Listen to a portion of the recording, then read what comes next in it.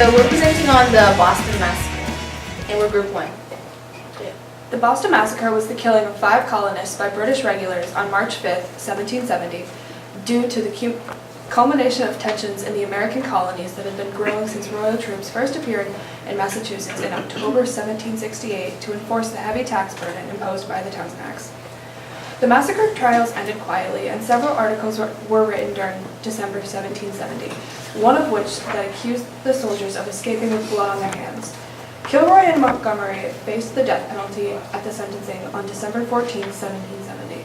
To escape execution, they prayed the benefit of clergy, a medieval remnant of the time when clergymen were exempted from the courts. To receive the benefit, they had only to prove they could read Psalm 51, verse 1, the neck verse, at a time when most people were illiterate. Although illiterate himself, Kilroy was able to obtain the benefit because the reading requirement was abolished in 1705. Suffolk County Sheriff Stephen Greenleaf branded Kilroy and Montgomery on the right thumb with an M for murder. The brand was to prevent them from ever being able to invoke the benefit of clergy again. Okay, so the facts of this is that the massacre was the killing of 5 civilians by officials. And the guard robber was agitated by the apprentice of the wigmaker, and he struck the office. So the crowds came and the officials felt threatened for their safety, and they were backed into corners. So as a natural defense, they did their best not to fire, but when the need arose, shots were fired as a means of warning them off, but it hit a few civilians and it injured a couple more. And back then, they should have been charged for murder, but instead they got off with the benefit of clergy. This was when women were exempted from the courts as long as they can read Psalms 51 verse 1. And this is, right there, yeah. So in the end of the trial, they were branded with an M on their thumbs, which stood for murder. So they were like no longer able to play the benefit of clergy in future cases to come. Then, the issue is whether the Boston Massacre was the alleged killing of 5 civilians by officers of authority as opposed to self-defense from an angry mob of citizens. The rule, although charged with murder, they played the benefit of clergy, a medieval remnant of the time when clergymen were exempted from the secular courts to receive the benefit they had only to prove they could read Psalm 51 verse 1. Have mercy upon me, O God, according to thy loving kindness, according unto the multitude of thy tender mercies, blot out my transgressions. The application or analysis was through an obvious act of self-defense. It can be argued that the Boston Massacre was a maliciously intended shooting incident. Many stories will tell you that it was an unprovoked shooting of the civilian, but take into consideration that had he not provoked the officer with altercation would have been never taken place. Not only would there be no fatalities out of the entire thing, but the court case would have been averted. And had it been a single civilian that encompassed him, it would have been said that it was malicious. But seeing that there was a mob of angry and disgruntled citizens advancing on them, they had no choice but to defend themselves as the outraged crowd grew larger and angrier. In fact, had it not been for their rifles, they would have already been attacked and probably severely injured.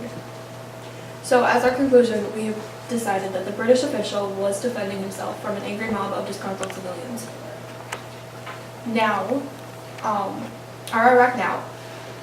Officer Darren Wilson developed a very strong case that he acted in self-defense under Missouri law. Wilson testified clearly that Brown was the first aggressor and that Wilson had a reasonable fear for his safety when he fired that fatal shot.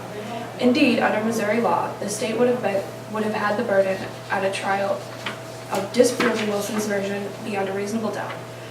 As a result, unless there was significant evidence that Officer Wilson's testimony was false, the grand jury got it right in declining to return an indictment.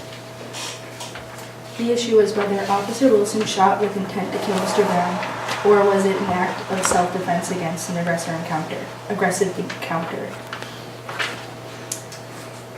Wilson's testimony, if believed, would establish a clear case of self-defense under Missouri law, State versus Anthony, a Missouri Court of Appeals decision from 2010, and instructive on the, I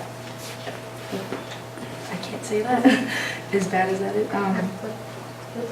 I don't don't know why I can't pronounce that. Where is it? Is it that one?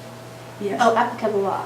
Applicable law, I can't say that. Approving the following jury instruction on self-defense for those who are not a first aggressor. In order for a person lawfully to use force in self-defense, he must reasonably believe he is in imminent danger of harm from the other person. He need not be in actual danger, but he must have a reasonable belief that he is in such danger. If he has a such belief, he is then permitted to use that amount of force that he reasonably believes to be necessary to protect himself. But a person is not permitted to use deadly force, that is, force that he knows will create a substantial risk of causing death or serious physical injury. And even then, a person may use deadly force only if he reasonably believes that use of such force is necessary to protect himself.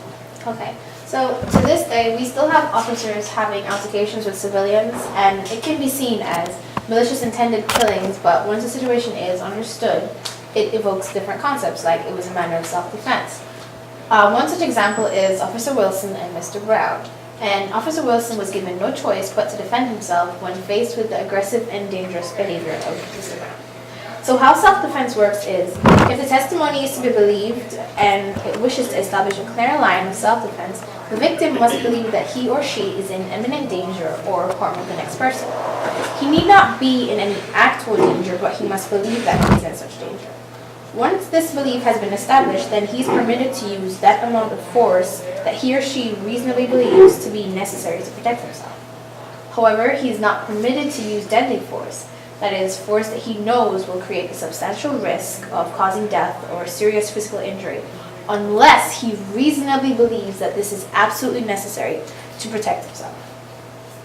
The application. Officer Wilson was on patrol when he spotted suspicious activity from a passerby who happened to fit the description from a nearby robbery just previously announced in his car.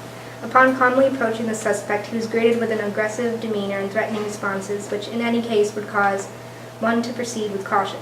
The aggression escalated quickly to the point where Officer Wilson felt threatened for his life, which caused him to react in a way to protect himself from the imminent danger he believed he had been in. The Boston Massacre was similar in nature. A mob of angry, aggressive civilians encompassed an officer or officers. In their natural defense, they felt the need to defend themselves from the advancing mob. So that would be the law that applied for the Boston Massacre if it were to happen today. Officer Wilson was in an unanticipated predicament when he made the encounter with Mr. Brown and thus acted on the terms of self-defense. Okay, so how we rule it as the Boston Massacre was an unfortunate event of self-defense. The British soldiers felt that they were in imminent danger, and at that point, the adrenaline flowing through their veins gave the fight or flight response. As soldiers did what they were trained for and stood their ground and fought by firing shots into the crowd unassumingly, except this led to the tragic killing of 5 civilians in total. And this is the end of our presentation. All right, we're group number 2, and this is our perspective on the Boston Massacre. So is what we know about the Boston Massacre really what happened? So these are some important things to think about as we talk about the trial. So it is commonly believed that the Redcoats were completely at fault and the people of Boston were the innocent ones. So what really happened, who was really at fault in the shooting? Was the story maybe changed by the Bostonians when they brought it to trial? We didn't hear much of the Redcoats side of the story at first, and were the Bostonians completely innocent and were not at fault for the shooting? Right, so this is basically facts from both sides of the story. Boston felt that they were the victim. They blamed England for the attack. They banded together to try and prosecute England as kind of like a way to rebel because they were being controlled by England, and they felt that they were, under too much law.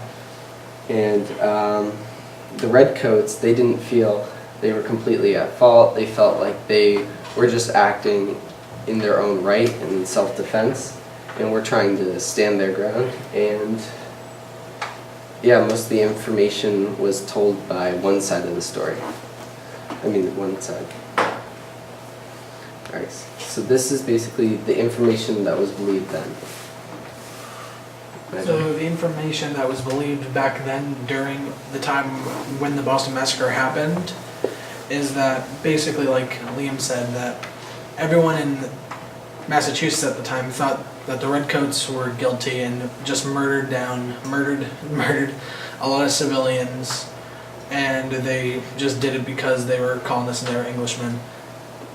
And it wasn't always called the Boston Massacre. It was originally called the State Street Massacre for a very long time, until it was changed to the Boston Massacre later. The people who took place in the Boston Massacre on the British side were 8 normal British troopers and 1 British captain named Captain Thomas Preston. And the colonists believed that Preston gave the order to fire on the crowd, when in truth, the crowd was just yelling at them to fire. And due to the Boston Massacre, England did not trust the colonists anymore. So they sent over 40,000 British troops to keep a watch over Massachusetts to make sure nothing like this happened again. And this just made the colonists angrier and made them want to rebel more. Boston Massacre now. So the Boston Massacre was a clash between the British and the colonists. And there was already tension between the two groups, because the British government was trying its best to keep up the control on the colonists, even though the colonists wanted to have their independence. And so we put it in perspective on if it happened now and on campus. So say that Officer Back was guarding the gallery in the lobby of the auditorium, and a student comes and hits her. The Officer Back would call for backup, and then students would come with weapons.